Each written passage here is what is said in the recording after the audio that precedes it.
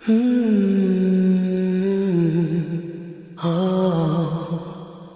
Media Productions.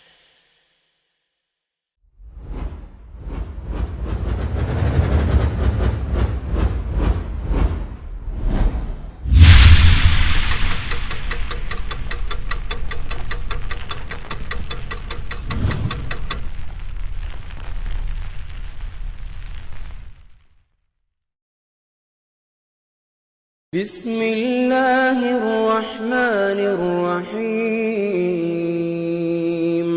والعصر إن الإنسان لفي خسر إلا الذين آمنوا وعملوا الصالحات وتواصوا بالحق وتواصوا بالصبر. The first thing we're going to talk about today is the fact that this is one of the surahs that belongs to a score of surahs that begin with oaths. You know, the rough translation, if I was to say, Wal Asr, I swear by time. It's a very coarse translation, but still, the point that's coming across is Allah Himself is taking an oath. He's swearing by something. What's the benefit of Allah Azza wa Jal swearing? There are a few.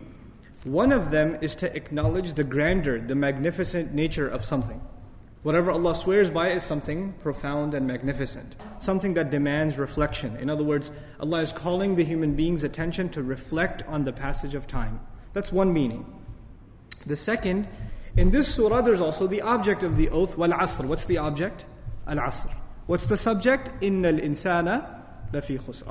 Allah says He swears by time, or by the passage of time, and then He declares that all human beings are immersed in a state of loss. So there's the object being time, and the subject being the loss of the human being. When this happens, typically in the Quran and also in ancient Arabic rhetoric, the object is actually a proof of the subject. In other words, if you say human beings are in loss, and somebody says, what's your proof? What is the one thing human beings are losing all the time? Time. Right? Where this is an asset we can never keep. We can never hold on to this hour, this minute, this second. It is leaving us, and it will continue to leave us. It is not something you can store and use later on. Another way Al-Asr is understood is, Asr is also, it refers to the life of nations. Right? So when Allah uses the word Asr, it doesn't just refer to the passage of a time of a day, and that's only, or the life of one person, but the life of an entire nation. And these rises and falls of nations themselves are proof that human beings are in loss. Then you go further and we find that the oath, that the object of the oath is a witness for the subject of the oath. This is different now. We said two things. The object is a proof of the subject, that's one thing. The second is the object is a witness for the subject. In other words, how we understand that now in Surah Al-Asr is Allah is bringing time as a witness to something. What is time supposed to witness? That no doubt human beings are immersed in loss. What does that mean? You and I, and humanity at large, they run after things. We run after things that are actually distractions from our real purpose in life. Alhaakum at-takathur. It deluded you. The want of more, the mutually shared urge to get more and more. It distracted you from your real purpose. Now, are we the first people to run after wealth? Or to run after a house? Or to run after getting married to a beautiful woman? Or this or that? Whatever it may be. Are we the first to run after these things? Or were there people before that ran after these things too?